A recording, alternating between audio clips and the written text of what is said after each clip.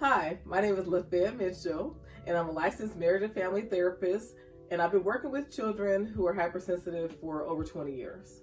When I speak to hypersensitive children, the children that I work with tend to be on the autism spectrum, have bipolar disorder, emotional disturbances, or strong, behavioral acting out. And so, if you'd like to learn more about what I mean by hypersensitivity, then I do have my book series, The Lafaya Way, which describes in detail what I mean by the hypersensitive child. I would highly recommend that you go on to Barnes & Noble or Amazon.com to download all three of my books. But for today, I'm going to discuss step 4 of the philosophy I've developed that I call the Lafaya Way.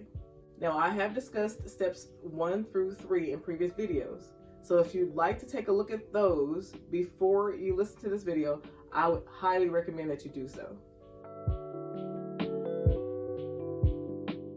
Step 4 of the Lafaya Way is to repeat and reinforce the first 3 steps.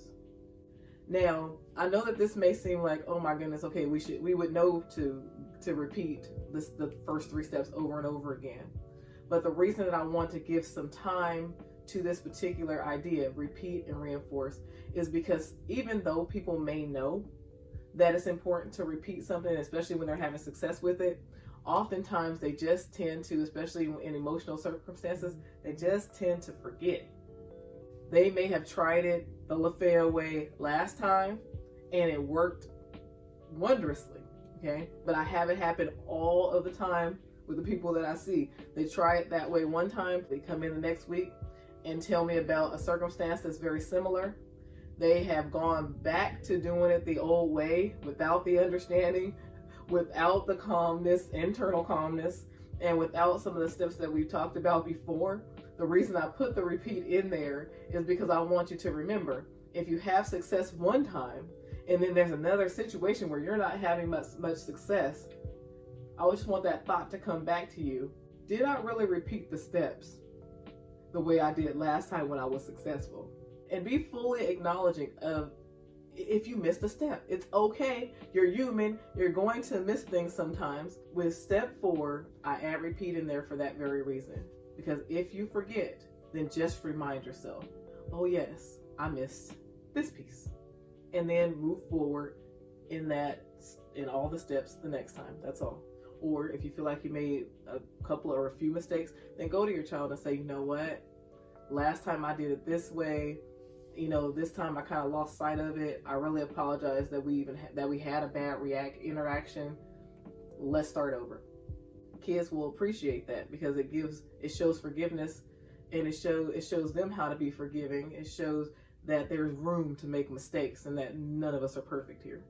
And now the second part to that is to reinforce. I know that you understand that it's important to say, oh yeah, great job, I'm glad we did it this way. I know everybody understands that part. But when I talk about reinforcement, I mean really, really finding ways to reinforce.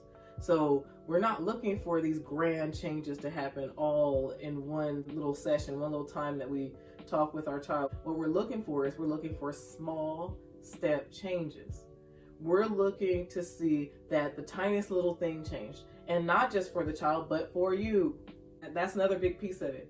It's really important for you to reinforce for yourself, to take some pride in, to say, hey, I did a pretty good job with that when you do well.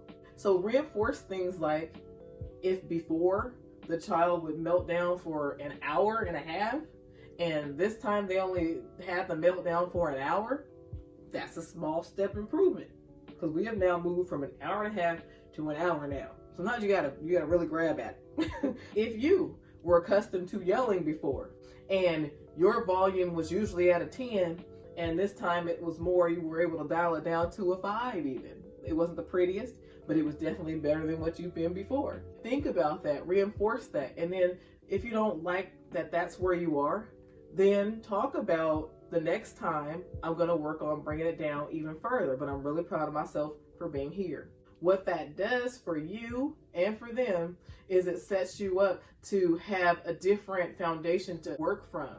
So now I'm not a 10 yeller, I'm a 5 yeller. So I'm a 5 yeller trying to move to a 2, and it's much easier to move to a 2 from 5 than it is from 10. And for your child, if they were that hour and a half meltdowner and they moved to an hour, then it's much easier to get to that 15 minutes or no minutes from an hour than it is from an hour and a half.